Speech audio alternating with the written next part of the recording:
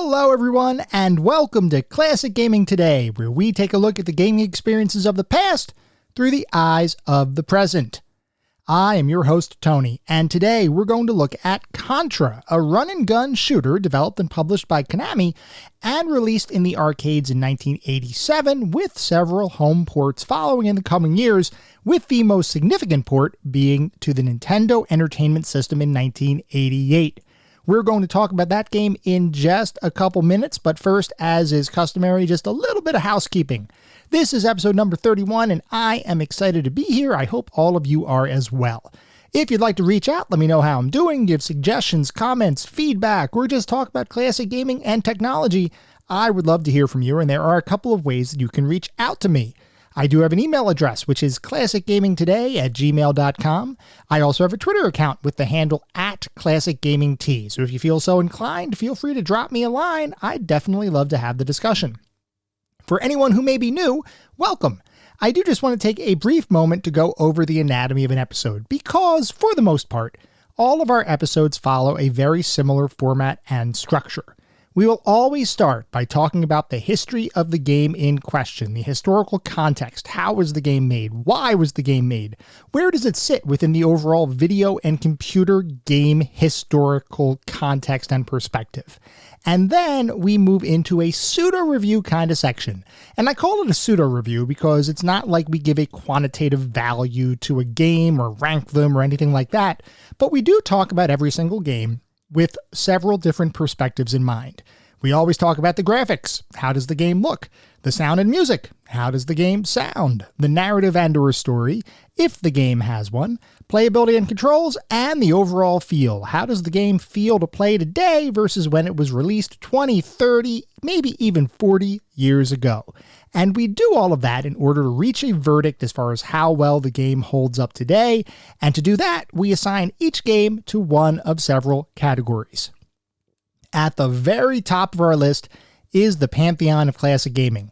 If a game reaches the pantheon, you know it is that darn good. It is an amazing experience, a true classic. You should play it today.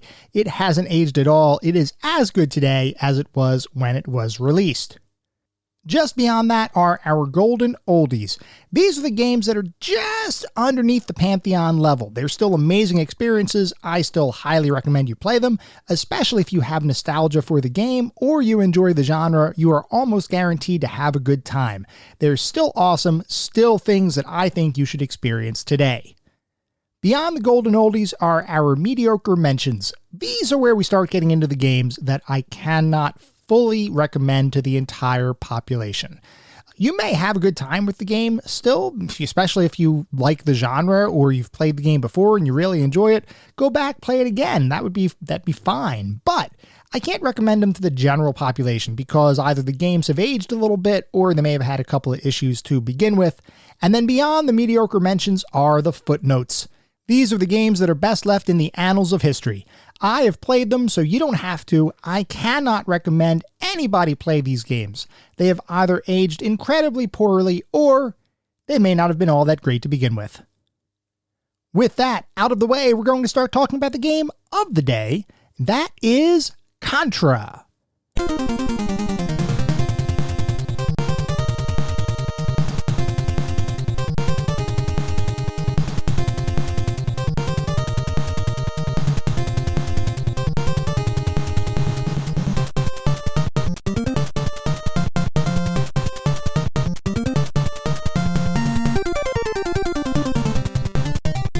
Contra is a run-and-gun shooter originally developed and published by Konami and released in the arcades in 1987 with several other home ports that would follow.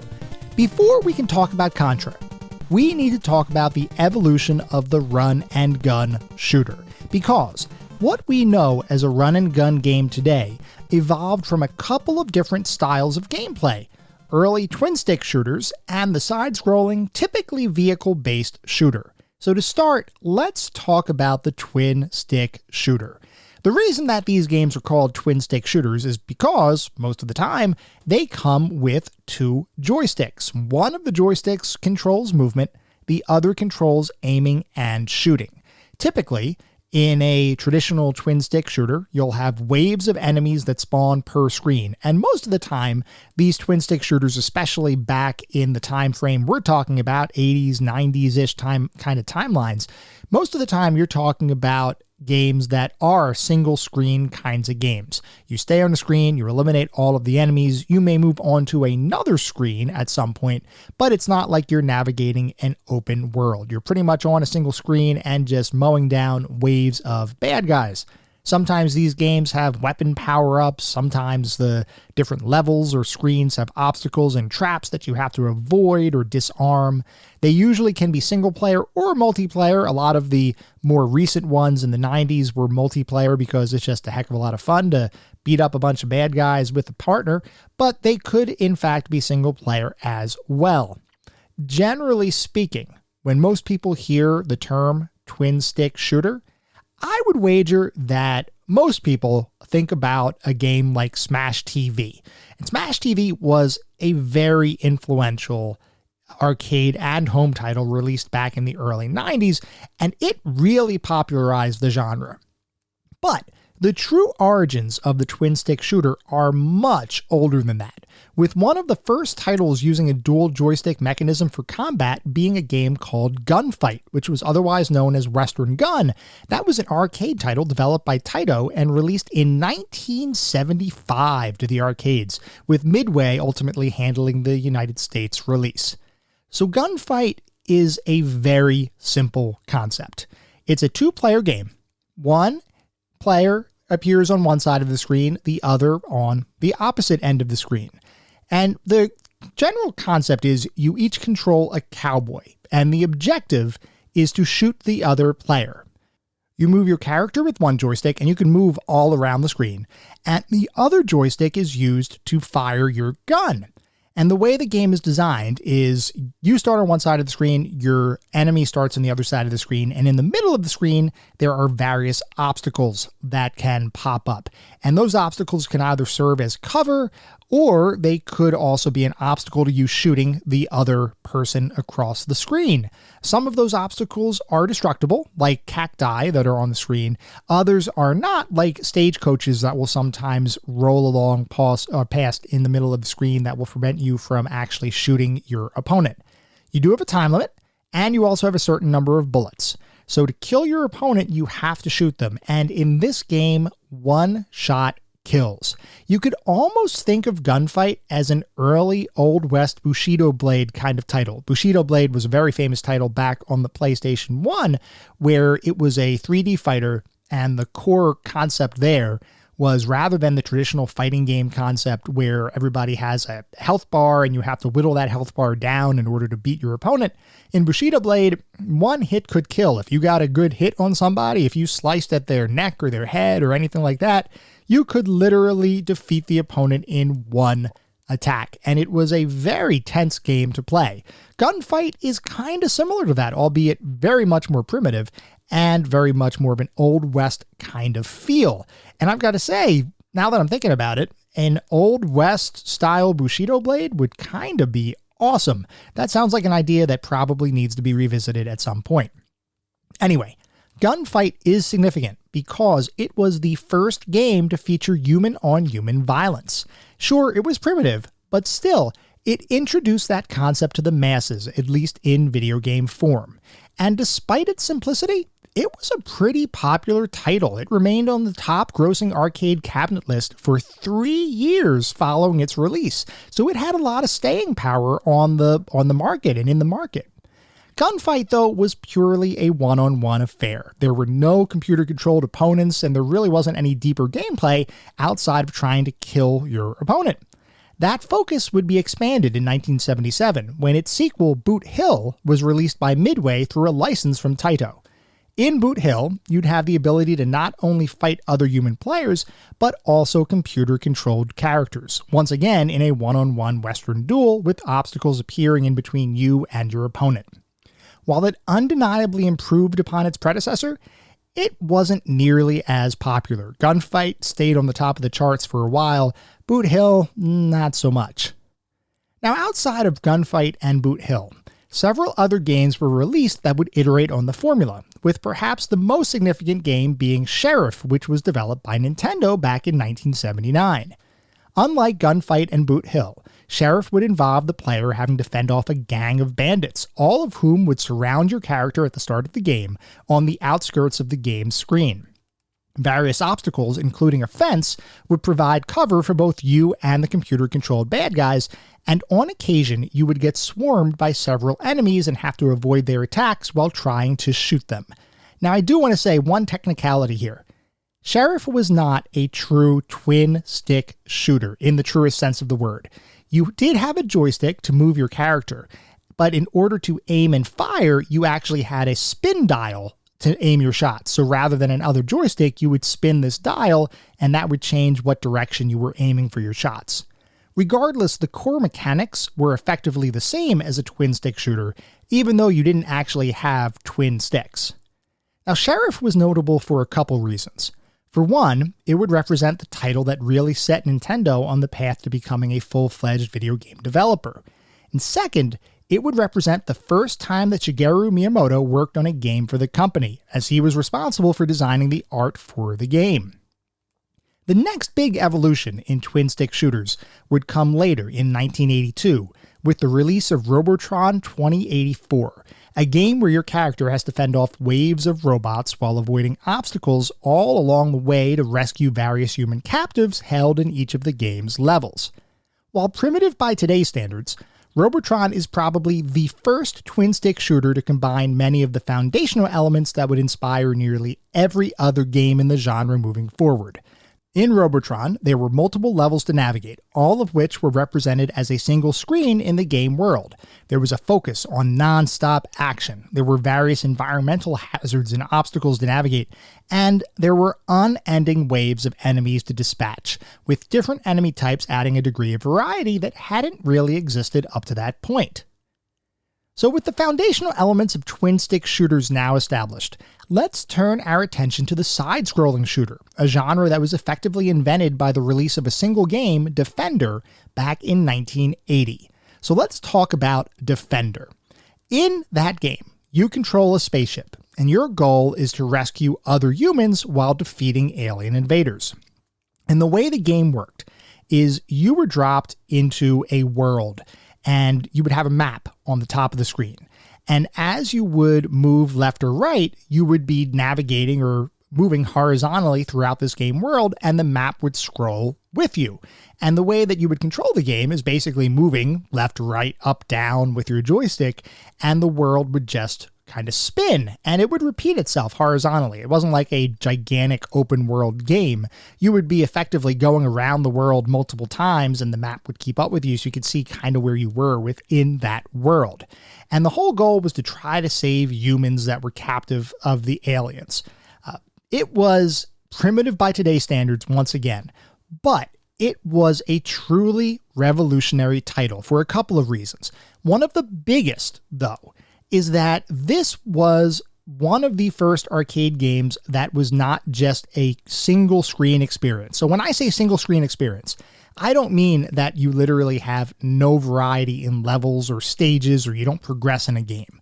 What I mean by a single screen experience is when you're playing the game, you have just one screen that has a certain set of dimensions, and you may be able to move to the edge of the screen and a new screen paints. That's totally fine. But there is no scrolling. It's not like you're walking through a world. Defender was not a single screen experience. It was literally like a world. You would be able to navigate side to side and the game would scroll with you. So this was one of the very first arcade games that had that kind of scrolling element built into it. As you might imagine, Defender was a significant title in video game history, and it would serve as the launching point for other game developers to try their hand at creating similar side-scrolling shooter titles, one of which was entitled Scramble, developed by Konami in 1981. Scramble would evolve upon the Defender formula, so let's talk about it a little bit. In Scramble, you would control a ship, just like what you would in Defender. In this game, you would have to navigate a constantly side-scrolling world to defeat a number of aliens and eventually make your way to their base to eliminate the enemy threat entirely. So a couple of differences here between Defender and Scramble. In Defender, you controlled the movement of your ship. You moved your ship and the world would scroll with you. In Scramble, the screen never stops moving. It is always forward movement. So yes, you can control your spaceship and move it forward, backwards, up or down, but you really couldn't control the speed or the movement through the world. The game itself was moving you through it. You can almost think of it as a pseudo on-rails kind of shooter because you couldn't really control the overall movement yourself. Now, in Scramble, the challenge comes not only from avoiding enemies, and there are plenty of enemies that you have to avoid and or defeat, but also navigating the game world. You would have to move your ship up and down to avoid platforms, walls, and other obstacles. So in many ways, the level design was similar to a traditional platform title, except your goal was to avoid the platforms, not jump from one to another, because if you hit a platform in Scramble, your ship would crash. And the whole game was structured as a mission. You had to progress through a changing game world and defeat the alien menace. This wasn't just about getting a high score or surviving as far as you could in a wave-based shooter.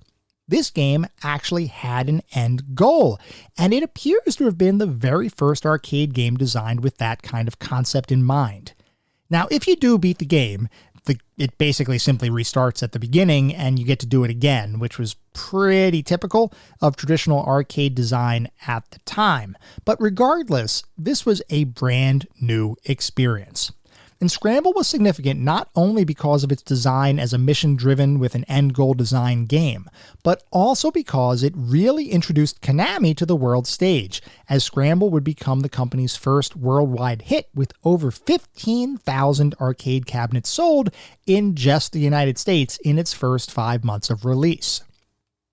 With Defender and Scramble providing the foundation for the side-scrolling shooter, a number of titles would be released in the years that followed, many of which continued to evolve the overall formula. One of the most important releases in the genre happened in 1985, when Konami once again struck gold with the release of Gradius. Now, Gradius would take the basic formula for the side-scrolling shooter and improve upon nearly every aspect of it. Originally envisioned as a sequel to Scramble, Gradius would introduce incredibly detailed levels with numerous obstacles, enemy types, and environmental hazards to contend with, and every single level would be a uniquely designed experience. Furthermore, the game allowed you to collect power-ups and customize your ship's capabilities based on your preferred playstyle, driving a degree of gameplay diversity that wasn't seen all that much back in the mid-'80s. So while Defender and Scramble would serve as the foundation of the side-scrolling shooter genre, Gradius is what shot it into the stratosphere, as it would become incredibly popular in its arcade iteration, as well as being ported to many home consoles and computer platforms of the time, while spawning a number of sequels and spin-offs that continue to be released even today. It served as the inspiration for countless development teams over the years that followed, and it nearly single-handedly popularized the genre amongst the broader gaming community. Now, I do want to share an interesting bit of trivia here about Gradius. One of the most famous cheat codes of all time, typically referred to as the Konami code, was first created for the home port of Gradius. So let's talk about that story. The Konami code was created by Kazuhisa Hashimoto back in 1985. He had been working on the Nintendo Entertainment System port of Gradius and was basically unable to test the game effectively because the game was just too darn hard. So he decided to create a code, which was up, up, down, down, left, right, BA, start, as a means of making the game easier. For Gradius, that meant giving your ship a full set of power-ups, which would otherwise only be accessible through playing the game normally, and also getting pretty far in the game. Interestingly, the code was never supposed to be published for end users to experience. It was supposed to be removed before Gradius was sent off for mass production, but somebody overlooked the removal of the code, and it was determined that trying to go back and remove it prior to shipping the title would have been a bit too risky and could have possibly introduced new bugs into the title. So they left it in, thinking that there was very little chance for someone to stumble upon the code while playing the game normally. But of course, someone did eventually discover it, and then it spread like wildfire across the entire gaming world, which was, of course, pre-internet. So it's not like this popped up on Reddit and everybody knew about the code. This is one of those things that spread around schoolyards as people found it out, or magazines. It was definitely an interesting cultural phenomenon as it started to be passed around. And the rest, as they say, is history, as the Konami code would be included in nearly every Konami title thereafter, and would also be a staple of gaming culture even to this day. So at this point, we've discussed both side-scrolling vehicle-based shooters and twin-stick shooters where you control a character and have to defeat enemies coming at you from all directions. It only makes sense that eventually someone would look to combine the elements of both. Take the smooth side-scrolling of the vehicle-based shooters we've been talking about, change the vehicle to a person, and have them navigate levels where they have to jump and climb from platform to platform rather than fly around obstacles. Konami, having had great success with Gradius, tried something just like that in 1985 when they released the side-scrolling run-and-gun sort of shooter Rush and Attack, otherwise known as Green Beret, in arcades. And that is Rush and Attack, not Russian Attack, but it was a play on words related to all of the Cold War activities that were happening between the US and Russia. Now, I called this game a sort of shooter because most of the game wasn't actually spent shooting anyone. Your main weapon in Russian Attack was a knife, and only power-ups were able to grant you the ability to shoot a gun or blast a rocket launcher, and that was only for a limited period of time. Players would control a soldier navigating a series of levels across different military installations, dispatching all sorts of enemies with knife-based attacks, and by that I mean you had a single attack that consisted of stabbing enemies with your knife. It was, for the time, pretty revolutionary, but it was, once again, primitive by today's standards. Regardless, arcade goers loved it, and it became a major commercial success, leading to it being ported to a number of home consoles like the NES and various computer platforms like the Commodore 64. Russian Attack was undoubtedly a success for Konami, but it would be Konami's next run-and-gun title that would set the world on fire. That game, as you might guess, was Contra, which was originally released in arcades back in 1986. When setting out to create Contra, Konami decided to blend elements of many prior titles and genres to create an experience that would be unique and revolutionary. So let's talk about a few ways that Konami created something special with Contra. Pulling from their experience with Gradius, the player would be expected to complete a number of diverse levels from a side-scrolling perspective. Like Russian Attack, your character would be a soldier rather than a ship, meaning as you navigate the levels, you'd have to traverse various platforming elements and obstacles to reach your goal. Unlike Russian Attack, though, your main source of damage would be gun-based, with power-ups similar to those found in Gradius, allowing you to upgrade your weapon to utilize different effects, like laser beams, rapid fire, and spread shots. Firing those weapons would utilize a dedicated button for shooting, with your aiming direction and overall movement being tied to a single joystick. As an example, pressing forward and diagonally up while shooting would both move your character as well as fire your weapon in a diagonal direction.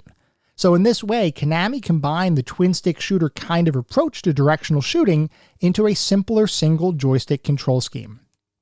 Also taking a cue from twin-stick shooters' typical overhead viewpoint, Konami would include a couple of levels with a more over-the-shoulder kind of perspective, and it would further include a level where the goal was to climb upwards rather than simply run side to side. This level diversity allowed gameplay to remain fresh throughout the whole game and was intended to keep the player invested in the experience as they progressed closer towards their goal. As with many arcade games of the time, Contra would be designed to be a difficult experience. Anytime you'd come into contact with an enemy or a stray projectile, you would die. You did have a few lives to play with, and if you lost all of your lives, which, unless you spent a ton of time playing the game, was pretty likely, you would have the ability to continue your game by inserting more coins, fairly typical of an arcade game experience. Unlike many arcade games, however, you were only given 3 continues before the game would totally restart. I thought this was an interesting design decision because it served to both ramp up the difficulty while at the same time almost acting as a limiting factor for how much a casual player might spend while attempting to beat the game, while driving other less casual players to spend even more coins since they couldn't just power spend their way through the title. Contra would end up releasing around the world, though not every version would be the same, even in the arcades. Beyond the typical name changes that might occur from country to country, the biggest difference that I came across was that in Europe, the game only supported alternating multiplayer. So the way that Contra worked is it was a multiplayer game. You could play it single player if you wanted to, but you could also play it multiplayer. And the way the game worked was if you were playing multiplayer, two people, you and a companion, would be able to actually work your way through the game, shooting all the bad guys and trying to work your way through the various hazards and levels together. In the European release, you would have to alternate. So it wasn't a true co-op multiplayer kind of experience. It was kind of like a pass the controller multiplayer experience where you would take a turn, you'd get to a certain part of a level, and then you would die. And then your companion would play. They would start from the beginning of the level or wherever they were. They would go to wherever they went to, and then they would die. So definitely an interesting decision to make that a bit different, because from my perspective, multiplayer in Contra is one of the most fun ways to play the game.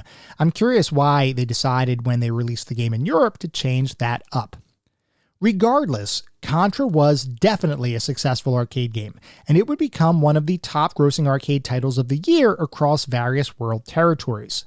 With that success, Konami would work to port the game to a variety of computer and console platforms of the time, with the most well-known and well-regarded version being the port to the Nintendo Entertainment System.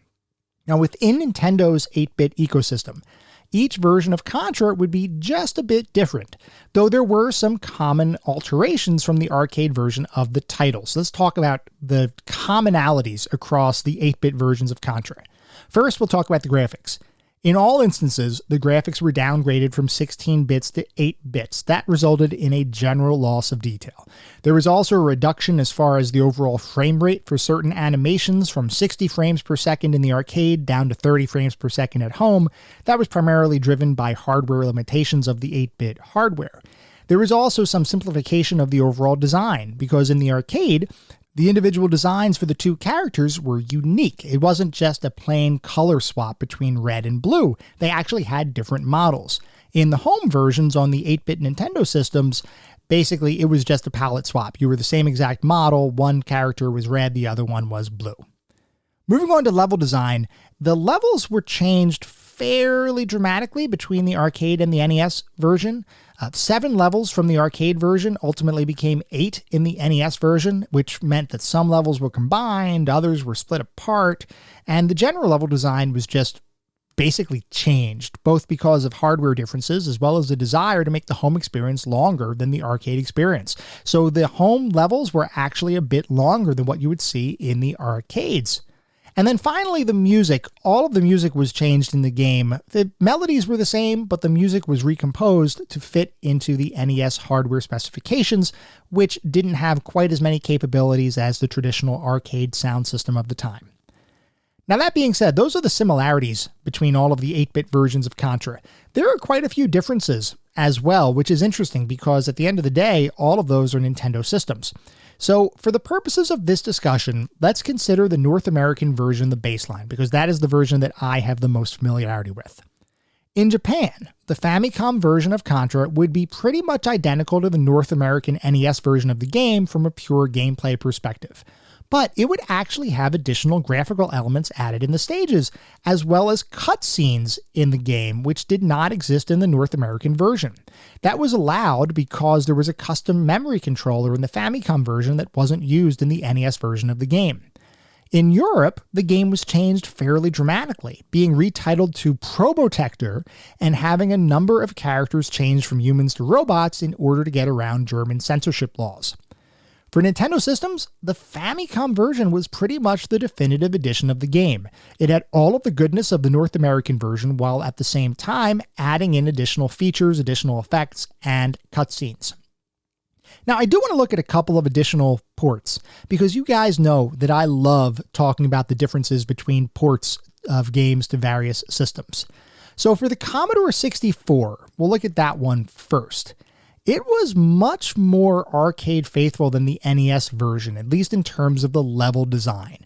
So if you look at the individual levels and you compare the Commodore 64 to the arcade version, the levels looked pretty darn similar. They seem to have the same elements, the same platforms, the same overall enemy layout. That being said, the music and graphics were a significant downgrade, with the music in particular being pretty much just a track or two that repeated. In the arcade and the NES version, each of the individual stages would have their own unique music. In the Commodore 64 version, it seemed like it repeated the same song over and over and over again. On the Japanese MSX2 computer platform, which is a different platform, we actually talked a little bit about it during our Snatcher episode last week. The game once again had level design more similar to the arcade version as opposed to the NES's changes. Though beyond the arcade-based levels, the game also included 10 additional levels that were exclusive to this version of the game. The only issue with that, because it sounds like that would be the version to play, the only issue with the MSX2 version of the game was that because of the hardware limitations of that particular system, there was no smooth scrolling. Each screen existed independently, and as you moved to the edge of the screen, the next screen would load. So that was almost like a throwback to an older school kind of design. Other changes included the removal of multiplayer, continues, and the inclusion of a life bar as opposed to one-hit kills. Also included in the MSX version of the game was a modified power-up system, with the spread gun being replaced by a gun that shoots both forward and in reverse. Now, this was a major downgrade, in my opinion. The spread gun is by far my favorite gun in the entire game, and the fact that the MSX version didn't have that particular gun would have made the game literally unplayable. Well, maybe not literally, but you get my point. It was not a great decision, in my opinion. Now, regardless of where or how you played the game, Contra would become a huge success across both its arcade and home port iterations, with the NES version in particular becoming one of the most well-known games of all time, spawning a number of sequels across both classic and more modern gaming platforms, and effectively serving as an inspiration to future run-and-gun titles like the Metal Slug series. It would receive a number of Action Game of the Year awards, and is on many gamers' lists of best games of all time, as well as most difficult games of all time, and I'll provide my opinion on that one in just a little bit. It also served to truly push the Konami code into the mainstream.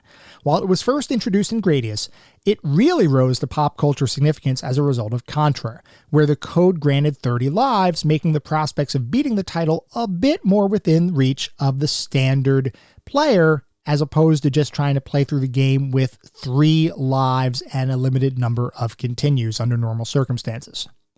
So with Contra, Konami created a run-and-gun game that would forever change the gaming landscape. As the combination of several different gaming genres, Konami developed a unique, refined experience that would stand the test of time as a well-respected title, and the first in what would become a successful worldwide franchise. It is one of the more important releases in gaming history, and I'd wager anyone who ever played it most certainly will never forget the experience.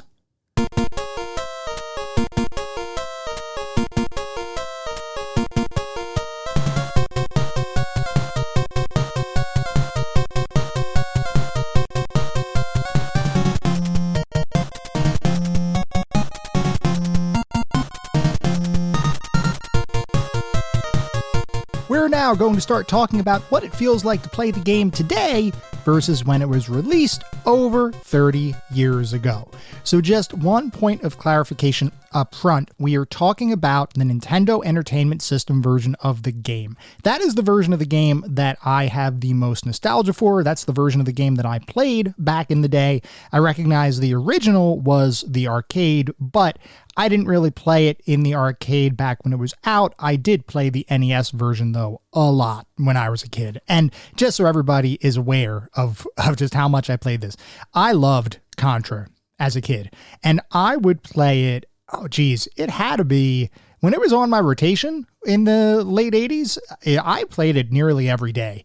And even though I played it every day, I never, ever got far in the game without the use of a little bit of assistance, and by assistance, I mean the Konami code. The 30 lives code, up, up, down, down, left, right, B, A, start. That was my best friend as it related to Contra. So picture this scene. I would come home from school. I would sit down at my console and I would fire up Contra. I'd put in the Konami code, I'd get my 30 lives, and I wouldn't just play with a regular controller. I had the NES Ultimate Super Stick, which I believe was a third-party accessory, but it was kind of like an arcade joystick. It had an A and B button, both on the left and the right, depending on whether you were left or right-handed. And it also had slow motion, which for the time was really just constantly pressed the start button. So slow motion was effectively pausing and unpausing the game constantly on that controller. And then it also had a turbo mode for both the A and the B buttons. And what I thought was really cool about that was it was a dial. It wasn't just a turbo on, turbo off. You could set how much turbo you were using for each of the buttons. So I would sit down at Contra. I would get my Ultimate Super Stick. I would plug up, or I would turn up the turbo for the shooting, and I would put in my Konami code, and I would have a heck of a time. And I would beat the game on a regular basis using the 30 lives and using the turbo fire mode of the controller. Years later, meaning kind of today, I recognize that that is pretty much as much cheating as you could possibly do on an NES game, short of firing up a Game Genie and giving yourself invincibility mode. So for playing through the game today, I wanted to do it, as I've been doing for all of these games, as the game was originally designed. That means no cheating, no save states, no turbo, nothing like that. If it wasn't built into the game as a default feature, I did not play it. So I'll talk about the difficulty of the game playing under those constraints because, as I believe many are aware, Contra is often considered to be one of the more difficult titles released for the NES in particular, but also just in general. A lot of people have Contra on their list of hardest games of all times list. So we'll talk about the difficulty, at least as I found it, as we get a little bit further on. So I did look at the arcade version. As I was preparing for this, I did look at the arcade version and I thought, well, maybe I'll play that one. But the fact of the matter is, as I did more research about the arcade version and as I watched a couple of gameplay videos just to get a sense of what it was like and just did a little bit more digging into it, the NES version actually appears to be the better version of the game from nearly every single perspective. One of the big ones, as I was looking at the video, and once again, you can't tell anything or everything by looking at a gameplay video, you really have to experience it. But from looking at the gameplay video, the arcade controls and the jump animations in particular look just a little bit off. It just didn't look like it was nearly as responsive or as smooth as the NES version. Now, I will admit that the graphics in the arcade version does have more colors, or there are more colors in the arcade version. It's a little bit more detailed. That's absolutely true. But the colors that were chosen for the arcade version almost look a little bit more dreary in comparison to the brighter colors of the NES. Similar with the music. The music is technically more complex in the arcade version, but the NES version soundtrack is just iconic, and it utilized the system's sound hardware to really great effect. So in short, even though the arcade version was first, and even though most of the time you look at an arcade title and you say, oh, well, that must be the definitive version of the game other than a home port, in this instance, the NES version appears to be superior to the arcade version of the game, which is kind of rare, and is another reason why I wanted to play the NES version. Beyond the nostalgia, beyond the fact that I am very familiar with the NES version based on my own childhood experiences, it just looks to be the better version of the game, and probably is the version of the game that will most resonate with all of you, since the NES version was pretty much the one that kicked off the entire Contra series. Anyway, that mild tangent aside, just to recap, Contra is a run-and-gun shooter, like we've talked about this entire episode. There are platforming elements built into the game, and as you move your way through a level, you're going to have to both shoot, run, and jump your way around obstacles and defeat enemies and just work your way through all the way to the boss of the level, and then eventually move on to the next level, hopefully. So this is kind of the standard for run and gun shooters. When somebody thinks run and gun shooter, almost automatically, people are going to say, oh, well, Contra's on that list. It was kind of the one that put the run and gun shooter genre on the map. And as you move through each of the levels, so there's a lot of things that Contra does that set the standard moving forward. As you move through each of the levels, there are a bunch of different enemy types. They weren't content to just have some standard enemies that would be reused in every single level. And now, granted, there is some reuse here and there. But Contra and the development team, they did a great job in infusing the game with a lot of different enemy types, all of which had different movement patterns, different shooting patterns. Some would jump from off the screen and attack you randomly, or at least it felt randomly, which can be a little bit irritating, but that's just part of the game. The bosses for each of the levels, very large bosses. They all had their own little tricks and little mechanics built into it that you'd have to recognize the patterns in order to defeat. The levels themselves, there's a large variety in each of the levels. Some of them have standard side-scrolling. Some of them are an over-the-shoulder perspective. Others you may have to climb vertically. And by climb, I mean you're kind of jumping from platform to platform, albeit in a vertical direction. And the game does have some power-ups as you move through the levels. We'll talk more about the power-ups specifically in a little bit. So as you move around, you can aim in all directions while moving, which is a big deal, especially when you think about some of the other run and gun games that came later that we've even talked about on this podcast, like the Terminator and some of its versions that effectively took the run and gun gameplay, took the run out of it, and just made it be stand and gun and move then, which was kind of weird. Anyway, in Contra, one hit kills are on. That means if you get hit by anything one time, you are dead, you will lose a life. You do have 3 lives as you start the game by default, and you get extra lives awarded as you achieve certain point thresholds in the game. You also are given 3 continues, but if you lose all of your lives, you have to restart the level that you were on if you have to continue. If you die, if you lose just one of your lives in the level, you will respawn right where you died, albeit all of the power-ups that you may have collected will be gone, and you'll have to power back up in order to get to that same level of effectiveness. So, with that high-level overview out of the way, let's dive a little bit deeper into some of the other gameplay elements. And I want to talk specifically about the levels in the game, because these levels are what make up the overall experience. And from my standpoint, the level variety was just really well done in Contra. So I want to talk very specifically about each of the levels. Now, across the entire game in the NES version, there are 8 levels. The first level is the jungle. It is a 100% amazing introduction into the game. It is, as you would expect, a relatively simple level. You're not going to see a ton of complex mechanics here. You're not going to see a situation where the game is trying to really test you and your skills, but it is not a pushover. It's relatively simple, and it lets you get a good feel for the controls and the movement and what the game is going to expect from you moving forward. It introduces several of the power-ups that will become pervasive throughout the rest of the game. You can start to figure out what power-ups work, what power-ups don't. You have the traditional platforming side-to-side movement. You're able to tackle all the different enemies, some turrets, some regular kind of humanoid enemies, and then you do have a boss at the end of the level, which you have to think through just a little bit, otherwise you will get destroyed. So from that perspective, it is kind of the game in a nutshell, but in a much more simplified way. It's not going to overly test you, but it's also not a walk in the park either. If you get past the jungle, you will get to the first base level. So level 2 is a base level.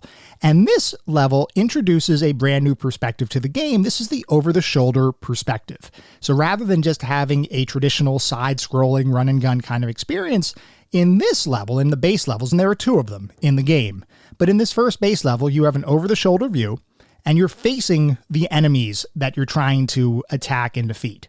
So you don't really move side to side other than moving side to side to avoid projectiles and enemies and things like that. But in this level, you are kind of moving forward, albeit you don't move forward just by controlling your own character. You have to eliminate all of the obstacles or all of the enemies on the screen, and then the rest of the screen kind of blows up, and then the game will move you forward, or you press up and you can move forward. But it's not like you're running and gunning forward from that perspective. It's just simply you have static screens, you clear the screen, and then you can move forward to get onto the next part of the stage. If you duck to avoid projectiles in this stage, by the way, it's almost impossible for you to lose. This is one of those stages where it's a cool concept. It's not overly challenging at all if you know or if you remember to duck, because other than two types of attacks, one of them is a rolling barrel sort of thing. It's not really a barrel, but it's some sort of rolling projectile that rolls along the floor. That can hit you if you're ducking, so you have to either shoot that to destroy it or you'd have to jump over it. And there's also a couple of enemies that will throw bombs at you. Other than those two attacks, just ducking, you cannot get hit. So that's something that strategically within that level, you kind of have to pick out when to move, when to duck, when to shoot, when to take cover, and you should be able to get through that level relatively simply. After the base, you get into the waterfall level. This is level 3, and this is a vertical climbing level. Now, you can see just early on, the first 3 stages all play around with different aspects of the run and gun formula. And for what it's worth, the run and gun formula was pretty much defined by Contra, so they're writing their own formula as they're going. But level 3 was the waterfall level, and this is the level where you actually have to ascend platforms. You have to climb vertically as you move through the level. And I will say that this is probably going to be the first level where you encounter or might encounter some difficulty, because as you're moving up on the screen, you may have enemies that jump out of nowhere. You might have turrets that appear as you move. There are also some enemies that are hiding in the water that will throw bombs at you and throw actually multiple bombs at you, which can be a little bit challenging if you're not ready for them. Assuming you get past the waterfall, you'll move on to stage 4, which is another base level. This one is pretty much the same as level 2, other than the fact that it's a little bit more complex, a little bit more challenging. You have a couple of more bomb throwers in there, which makes the whole strategy of just ducking to avoid fire, it makes you have to move around a little bit more. Really not all that much more complex from an overall level design perspective. Moving on to level 5, you hit the snow field. This is where the levels are starting to get a bit more complex. You have enemies that are starting to shoot a lot faster. You have some flying bombs coming in from the tree line as you're navigating the level. So this is where it's starting to get a little bit more complex. And then level 6 is the energy zone. Now here's a level where you might have a little bit of trial and error. And the reason for that is the fire jets. There are fire jets embedded in this level as you go around. Some are vertically facing down, some are vertically facing up, some are side to side, some are timed, that you have to time your jumps and ducks to make sure that you don't get hit by the laser jets or the fire jets. They will effectively ruin you if you're not ready for them. This is a level where you're going to have a bit of observation, and enemies will keep charging at you, so you do have to pay attention to the overall environment and your overall just situational awareness as you're working your way through the level. But the fire jets, the first time I got in there and I got up to the edge of the platform, and I know I said I played it before as a kid, but honestly, I didn't remember all of the aspects and all of the timing for each of the levels, so it was kind of like playing it again. I had some muscle memory, but not a whole ton. So as I got into the energy zone and I started to work my way through the level, there were some jumps with some fire blast or fire jets there that took a little bit for me to figure out what the right timing would be, when I would need to make the jump, because the jumps and the gaps in the level were a little bit farther apart than what I would have liked. And it could have just been a psychological thing, but it felt like I had to wait until the very last second to jump in order to get over the gap that I was trying to traverse. And then you couple that with a fire jet that's spewing down on your head as you're trying to jump, and it can create a little bit of a situation. So I found the energy zone a little bit difficult until I got a bit more used to it. And once I practiced it, it wasn't too bad. But coming out of the gate, hitting that level, after the first 5 levels, which are pretty traditional, albeit they consistently get a little bit more difficult every level as you go, the energy zone was kind of like a gut check. And it was like, you don't just have to run and shoot, you also have to pay attention to the environment. Then you get to level 7, which is the hangar. And here, once again, you have some environmental hazards that you have to watch out for. There are robotic arms interspersed throughout the level where they will just move up and down. You have to time your movement to get past those robotic arms. Otherwise, you get hit by one of those, you will lose a life.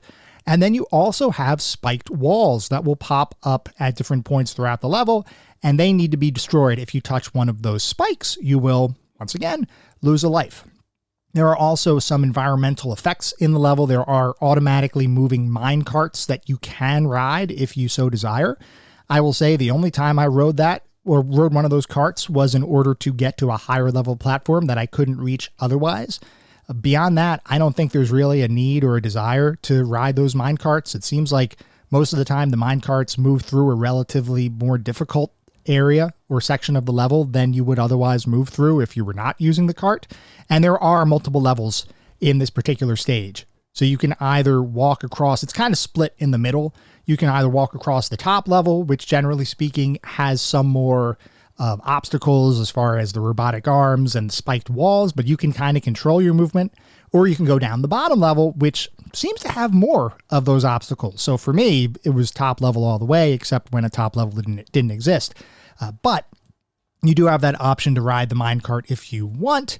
I just didn't really see a good reason to do that. And then assuming you get past the hangar, you will reach the aliens lair. This is the final level of the game. It's pretty short, which is a good thing. There's a kind of a pseudo mini boss fight at the beginning against a big alien head as you dodge some fire blasts. Then you progress through the level as aliens along the floor and the ceiling shoot webby projectiles at you, which are destroyable, but if you don't destroy them, you're going to get in a little bit of trouble. And pretty much if you move slowly and steadily through the level, you're probably not going to have a whole heck of a lot of difficulty on the final stage. Now, the end of the stage, I will say, can get a little bit tricky depending on what gun or what power-up that you have at that point, because there will be some little mini alien creatures that charge at you. So if you're not ready for them, it can be a little bit difficult, especially as you're trying to defeat the final alien menace. So those are the levels in the game. You can see there's a pretty good amount of variety there, and they tried to keep the levels very mixed up. They kind of mixed it up for you as you went through, as far as the perspectives, the general mechanics of a level, whether it was vertical or side-scrolling, some of the environmental effects or environmental obstacles. They definitely did a good job with keeping you on your toes. And like we mentioned before, as you move through the levels, you do gain any number of weapon power-ups. And I have to talk about the power-ups as well, because they almost make or break the game, at least from my standpoint. Because if you have a good power-up, you're going to have a much easier time than you will if you have a not-so-great power-up. So by default, you start with a gun, and every time that you hit your button on your controller, you will shoot that gun. You can also get a rapid fire power-up, which turns your gun into a machine gun, which basically means you can just hold the button down and it will just continuously fire bullets. This is a pretty good power-up. I do find that this is probably my second favorite power-up in the game. If I don't have anything else, I will use the machine gun because it fires automatically if you hold down the button, and it seems to really do a pretty good job on bosses from that perspective.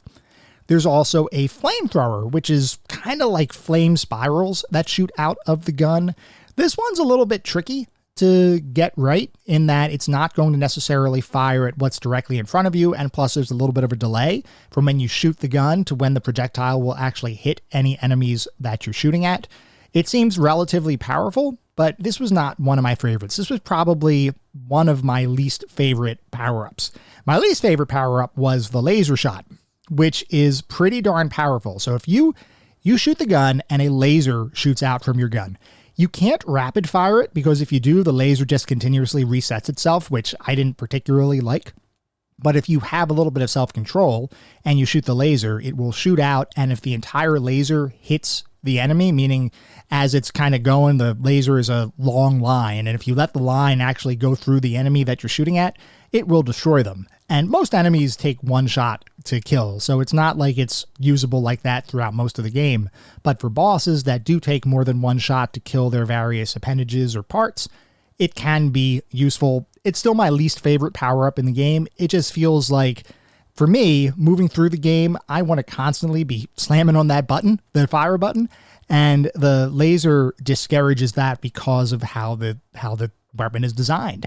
And for me, it just wasn't my favorite. My favorite power-up, though, by far, the one that I would carry with me into war and back, is the spread shot. This is the one. This is the way. This is the way that I played the game And whenever I had a chance, I would go out of my way to get or keep the spread shot.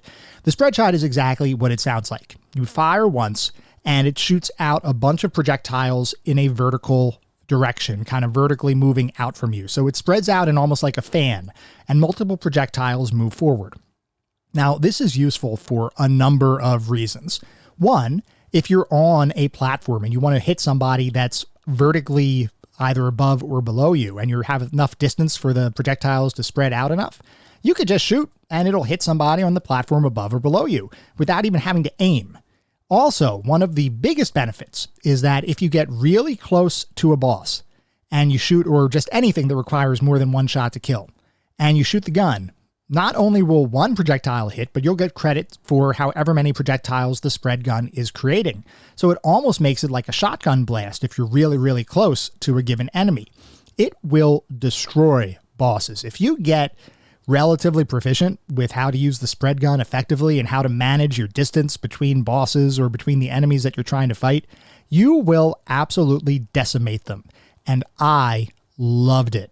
I wish I could play the entire game with spread shot, but you'd have to get pretty darn good in order to keep spread shot throughout the entire game. Now, that being said, the level designers did a pretty good job of mixing in the power-ups throughout the different levels, and I would venture a guess and say most levels had at least either the machine gun or the spread shot at some point. They might have all been in there and I just might have missed them.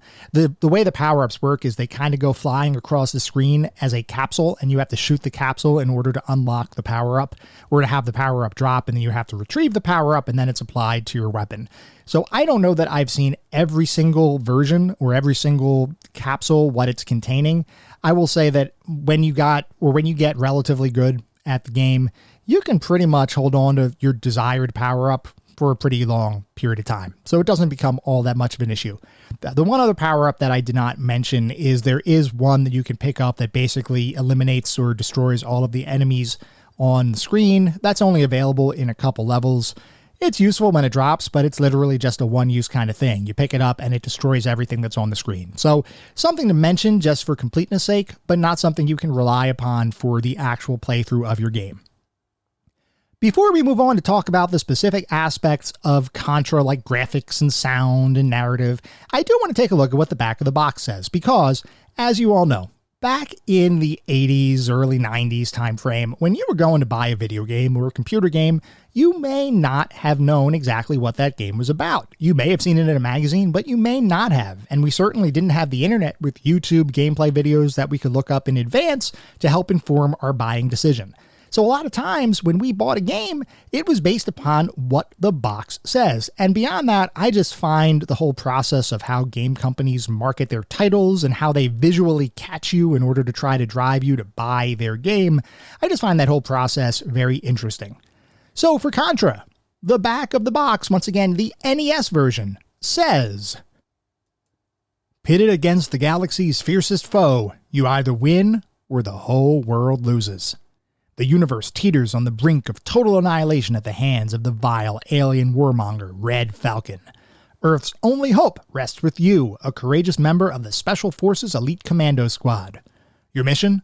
Battle deep into the deadly Amazon jungle, where the Red Falcon and his galactic henchmen have transformed ancient Mayan temples into awesome monuments dedicated to mass destruction.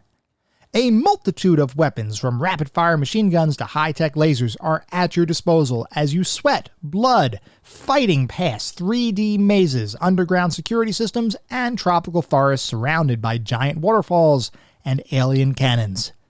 This is the ultimate test for the ultimate guerrilla warrior. And if you survive, Earth survives. Featuring simultaneous play for 2 players or play against the computer." And then they have a couple of screenshots on the back of the box. One of them is from one of the base levels, the other one is from the first jungle level, and then one from the hangar with the robotic arms descending. So looking at that box, I would say, boy, this feels like a movie. I definitely want to play that. So I think they did a good job of capturing people's attention with that box. And certainly if anybody was familiar with the arcade title and they saw this for a home console, they'd probably say, oh yeah, I want to get in on that. So let's move into talking about the more specific aspects of the game itself, and we're going to start by looking at the graphics.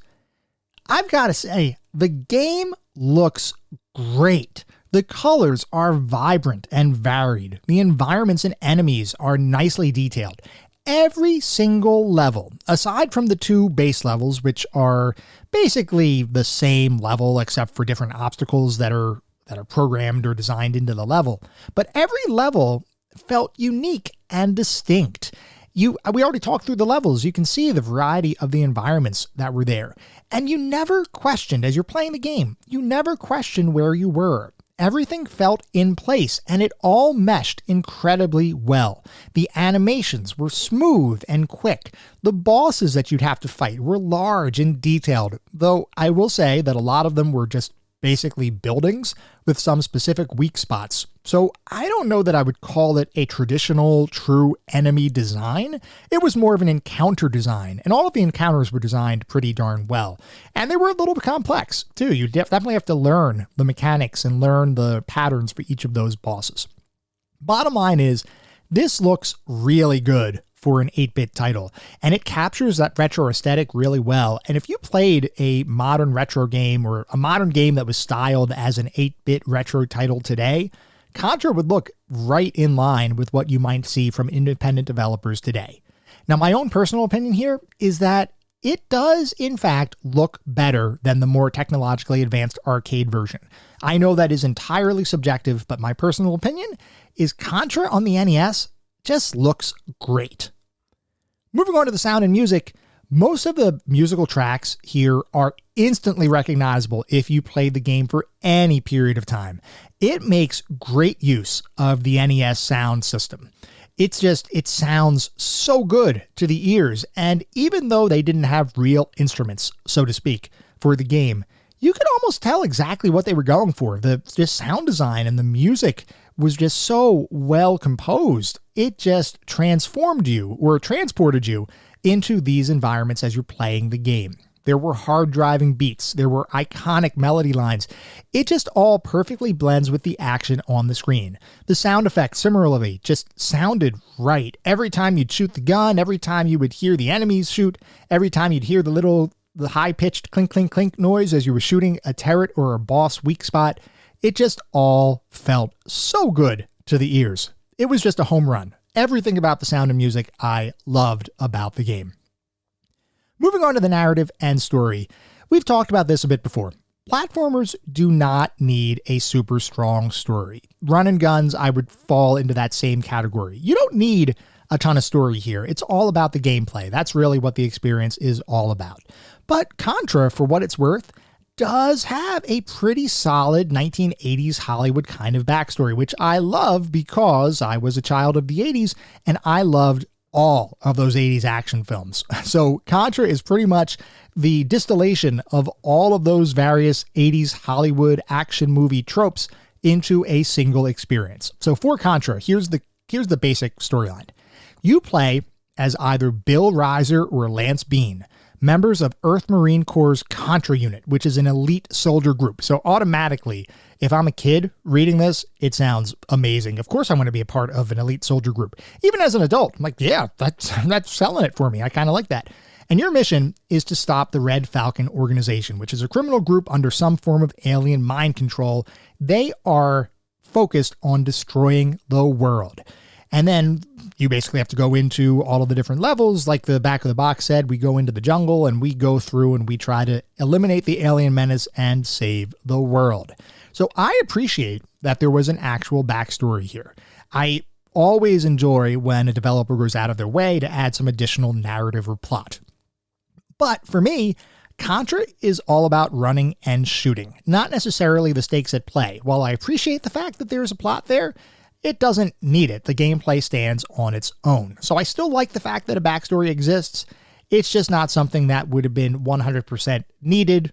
Regardless, it's just another way that Contra sets itself off from the pack. Moving on to the playability and controls, some of you may recall that I recently played a number of Terminator 16-bit titles a couple episodes ago. So their run and gun gameplay and the overall mechanics in those titles are still very much a recent memory. That being said, I have no idea why or how anyone would not simply copy Contra's control scheme to their run and gun title.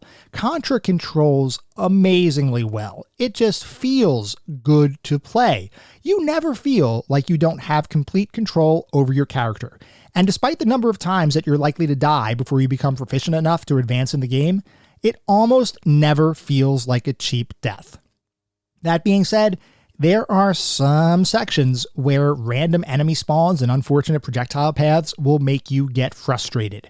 And for me, it was no different. As I was working my way through the level, I would feel like I was getting in a groove, and then suddenly an enemy would jump from off of the screen and just land on me. And there would pretty much be no way I could have avoided that just based on where I was positioned on the screen and where the enemy was coming in. So those kind of things can happen, a little bit of frustration there. And certainly, without using the 30 life Konami code, it would take a significant amount of time to become proficient enough in the later game to be able to beat the title. But the fact is, that was just the way games were made back in the 80s. They weren't long experiences, and Contra isn't a long experience either. Probably would take you between 20 to 25 minutes to beat the game if you're just rolling on all cylinders and just firing away and not really dying much or not really having to continue much. It's not that long of a game. The length of the time that you spend with the game is going to be the amount of time that you need to learn it in order to become proficient enough to actually beat it. It's not like you're experiencing brand new content all along the way. It's really all about how do you learn the levels, how do you learn the mechanics, how do you learn to avoid certain things or shoot other things in order to eventually progress throughout the rest of the game. So in that way, the game is definitely a function of the time in which it was designed. That was the height of game design back in the late 80s. But honestly, it still feels great to play today, and it's not hard to see why many developers copied Contra in the years following its release. Except for the Terminator 16-bit Sega Genesis version, which for some reason decided they were going to try something different. I have no idea why. Moving on, how did it feel to play the game? What was the overall feel like? The overall game experience for me was almost an entirely enjoyable time. And I say almost because when facing anything with a pretty significant difficulty level, you can at times become frustrated. That's just part of playing a challenging game. But the more you play it and the more you learn the game, the frustration eventually melts away and all you're left with is a fun, action-packed time. That being said, I could see some more casual players not enjoying the experience because it can be difficult, especially if you play the original game without the Konami code and no save states or any other kinds of assists. If you play it as the game was designed, you're going to have a challenging time. So for anybody that wants to play the game like that or experience the game as it was originally designed, you gotta expect to put in some serious hours to be able to eventually beat the game. Now, I will say it is totally a beatable game, even though it appears incredibly difficult at first. If you dedicate the time to it, you can beat it. Just don't expect that to happen on your first playthrough. So for me, just to give a little bit of an anecdotal experience to this whole thing. When I played the game, when I decided I was going to play Contra for an episode of the podcast, the first thing I did was I sat down and I put in the Konami code because I'm thinking, I just want to get my muscle memory back. I just want to re-understand or relearn the levels and see how I could do. And I sat down under the illusion that all of those childhood experiences would translate directly into my 40-plus-year-old body and playing the game. And I've got to say, that did not happen. I put in the Konami code and I made it to maybe level 5 or 6 before I had exhausted all of my continues, despite the fact that I had 30 lives per continue. So my first experience playing the game after not playing it for years and years and years was pretty frustrating, a little challenging, but I was trying to get my bearings. So then I went back, played it again. Eventually, I beat it with the 30 life Konami code. And once I did that, then I thought, you know what? I'm just going to have to spend some time and become proficient with the rest of the game and just learn the levels, take the time to really study them, really work on them, figure out what to do. And I felt, I can probably beat the game. So that set off around an 8 to 10 hour period of time that could probably be condensed into an 80s movie training montage where I just continuously played the levels over and over and over again. I would die a lot, but I was eventually learning the game. I was kind of starting to get a little bit better at playing the game. And eventually I did complete Contra without the Konami code, without any sort of assists or save states. And I think I only used one continue by the end of the game. And I don't know if anybody else has experienced this. When you're playing a difficult game, it's like you make minimal progress from playthrough to playthrough until eventually everything clicks and you have one playthrough where you play almost perfectly. This has happened to me now a bunch of times with different games where I'm kind of making a little bit of progress forward, a little bit of progress, but it doesn't feel substantial. And then suddenly it just all comes together and suddenly you become a gaming god for the game that you're playing and you just absolutely destroy the game. The number of times where that happens versus the number of times where I just barely squeak by with a victory for the final playthrough that I eventually do beat the game in, it's weird how much it just seems like suddenly everything clicks. It's like a random thing. Everything clicks together and then you're able to beat the game. Anyway, that's been my experience. I don't know how everybody else feels or what everybody else's experiences have been.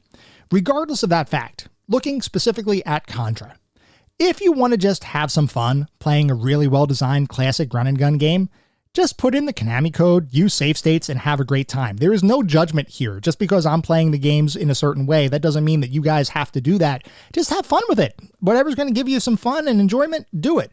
So if that's the Konami code, save states, just go for it, and you will have a great time because Contra is a great game. It honestly works just as well as an originally designed, challenging experience, as well as a more casual emulated game with all of the creature comforts that emulation allows. Bottom line for Contra, it's just a good game. So, our verdict. Where does this sit in the video gaming historical context? The father of the run and gun genre, Contra, is an obvious entry into the pantheon of classic gaming. You should play this game, and no matter if you try to conquer its difficulty or you give yourself a bit of an advantage to get through the game easier, it remains a worthwhile experience to this day. It is without a question one of the best NES games ever made, and it deserves its spot in our pantheon of classic gaming.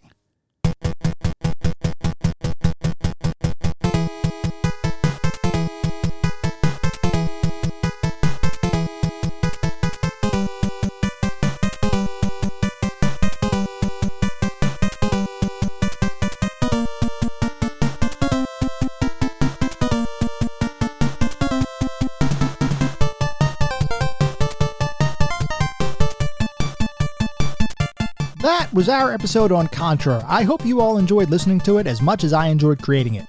If you'd like to reach out, let me know how I'm doing, or have suggestions, comments, feedback, you want to talk about classic gaming or technology in general, I would love to hear from you, and there are a couple of ways you can reach out. I do have a Twitter account with the handle @ClassicGamingT, and I also have an email address, which is classicgamingtoday@gmail.com. So feel free to reach out, drop me a line. I would love to hear what you're thinking. Before we sign off for the week, I want to mention that our next episode is focused on Aladdin, and specifically the 16-bit Sega Genesis version of Aladdin. So if anybody has any particularly fond or not so fond memories of that game, feel free to write in. I'm legitimately interested in hearing what you think. At the same time, I recognize that this podcast lives pretty much wherever podcasts live, so if you wouldn't mind leaving a review on your podcast service of choice, I would greatly appreciate it. This is not about bolstering star counts or trying to get a bunch of 5-star reviews, though if that happens, awesome, that means we're doing something right. What it is about, though, is making sure that I get the feedback needed to turn this into the best possible podcast that I can. I want to continue to make sure that the community is getting the content that they want to hear about, and the only way to do that is to get feedback from all of you. We are continually growing. We're continually adding new listeners every single day, and for that, I thank you all. But I do want to make sure that I get the feedback that's needed to make this the best possible podcast it can be. We'll be back in around a week with our next episode focused on the Genesis version of Aladdin. Until then, remember, sometimes the games of the past are just as good, if not better, than the games of today. Goodbye, everyone.